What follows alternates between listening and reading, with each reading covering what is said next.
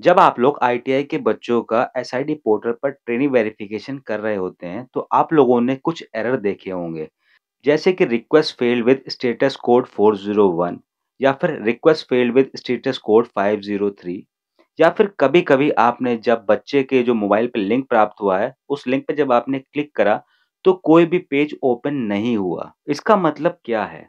इन सभी एरर को किस तरह से दूर कर सकते हैं और ये एरर आ क्यों रहे हैं? किस तरह से इन एरर को रिज़ॉल्व करके आप अपने बच्चे का सक्सेसफुली ट्रेनिंग वेरिफिकेशन कर सकते हैं? आज की इस वीडियो में हम इसी चीज़ के बारे में बात करेंगे। तो वीडियो बहुत ज़्यादा इन्फॉर्मेटिव होने वाली है। वीडियो में बताई गई किसी भी जानकारी को मिस मत करिएगा। सबसे पहले बात करते हैं तीसरे एरर की कि जब आप मोबाइल पे जो लिंक आया है बच्चे के, उस पे क्लिक करते हैं तो कुछ भी चीज़ या कोई भी पेज एसआईडी पोर्टल का ओपन नहीं होता है। ऐसा क्यों होता है? देखिए, आप आईटीआई वाले हैं, आपने उस लैपटॉप पे या उस सिस्टम पे बहुत सारे वेरिफिकेशन किए होंगे। तो जब आप लिंक खोल के किसी एक बच्चे का वेरिफिकेशन सक्सेसफुली कर देते हैं, केवाईसी प्रोसेस पूरा कर देते हैं, तो उसकी आईटीआई एप्लीकेशन खुल जाती है, यानी कि उसकी प्रोफाइल खुल जाती है और हम उसको लॉग आउट नहीं करते हैं, जिसकी वजह से जब हम नए बच्चे का वेरिफिकेशन करने जाते हैं, तो कोई भी पेज ओपन नहीं होता है। बिल्कुल इस तरह से जिस तरह से आपको स्क्रीन में दिख रहा होगा। यहाँ पे भी यही समस्या हुई है कि इन आईटीआई वालों ने पहले जो है किसी एक बच्चे का वेरिफिकेशन अपने लैपटॉप पे कर दिया था।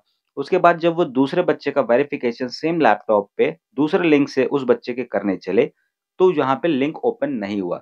जबकि लिंक भी सही था, जिस बच्चे का वेरिफिकेशन करना था उसी बच्चे का लिंक था। तो इस केस में आपको क्या करना था, आपको अपने एसआईडी पोर्टल खोलना था और जो बच्चे का आपने पहले वेरिफिकेशन किया था उसकी आईडी को लॉग आउट करना था।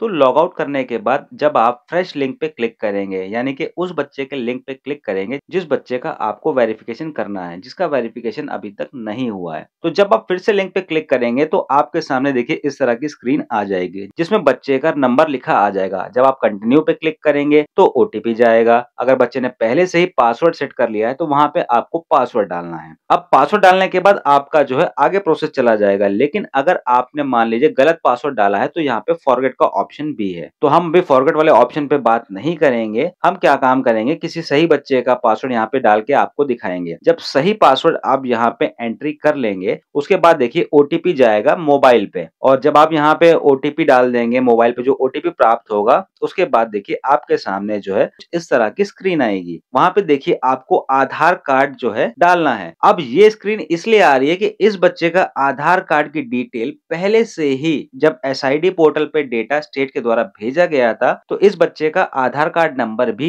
उस डिटेल में एसआईडी पोर्टल पर भेजा गया था। तभी देखिए वहाँ पे पहले से आ रहा है। अब इस बच्चे को अपना सेम आधार कार्ड नंबर जो है, जो मेंशन फील्ड है वहाँ पे डालना है और जब आप आधार नंबर डालने के बाद आई एग्री टू वैलिडेट वाले चेकबॉक्स को टिक करके वेरीफाई पे क्लिक करेंगे तो आपके सामने कुछ इस तरह का एरर आ जाएगा, जैसे कि आपको यहाँ पे स्क्रीन में दिख रहा है। देखिए अभी जो है ये वैलिडेट होने में टाइम ले रहा है और जैसे ही वैलिडेट हो जाएगा देखिए आपके सामने देखिए ये आ गया, remote API is not running, please try after some time. यानी कि ये दिक्कत जो है एसआईडी पोर्टल की दिक्कत है। एक ये भी एरर है जो आप लोगों ने फेस किया होगा। तो इसका मतलब है कि अभी एपीआई इनकी नहीं चल रही है, आप थोड़ी देर बाद ट्राई करिए तो ये आपकी एरर रिसॉल्व हो जाएगी। 21 तारीख को इस तरह की प्रॉब्लम पूरे दिन एसआईडी पोर्टल पे बनी रही थी और मैक्सिमम बच्चे जो हैं अपने आप को वेरीफाई नहीं कर पाए थे एसआईडी पोर्टल पर इस प्रॉब्लम के चलते। तो इसलिए हमने क्या काम करा था, इस सेम वीडियो को जो है हमने टीम में भेज दी थी ताकि वो इस प्रॉब्लम को सॉर्ट आउट कर सके कि क्यों ये प्रॉब्लम आ रही है और उनकी टेक्निकल टीम इस चीज पे काम कर रही है। उम्मीद है कि ये दिक्कत जो है 22 तारीख तक रिसॉल्व हो जाएगी और आप लोग जो है अपने ट्रेनिंग का वेरिफिकेशन अच्छे से कर सकेंगे। अब ये तो था एक एरर। अब बात करते हैं दूसरा एरर किस तरह का आ रहा है, वो भी मैं आपको दिखा देता हूँ। देखिए दूसरा एरर जब हमने दोबारा से इसको ट्राई करा तो ये आ रहा है request failed with status code 503। ये एरर भी बच्चों इसीलिए आ रहा है कि इनका सर्वर नहीं चल रहा है, इनके सर्वर से डेटा जो है फैच नहीं हो पा रहा है, जिसकी वजह से ये आगे प्रोसेस नहीं बढ़ा पा रहा है। तो इसमें आपको घबराने की बिल्कुल ही जरूरत नहीं है। अगर आप लोग सोच रहे हैं कि आपका लिंक एक्सपायर हो गया तो ऐसा भी बिल्कुल नहीं है। बस आपको क्या करना है, आपको थोड़ा सा इंतजार करना है, क्योंकि कभी कभी क्या होता है कि हैवी लोड होने की वजह से सर्वर में कुछ प्रॉब्लम हो जाती है और टेक्निकल टीम को हमने बता दिया है तो डीजीटी की टेक्निकल टीम जो है इसको सही कर रही है। आप अगर 22 तारीख को वेरिफिकेशन करेंगे तो आपका सक्सेसफुली वेरिफिकेशन हो जाएगा।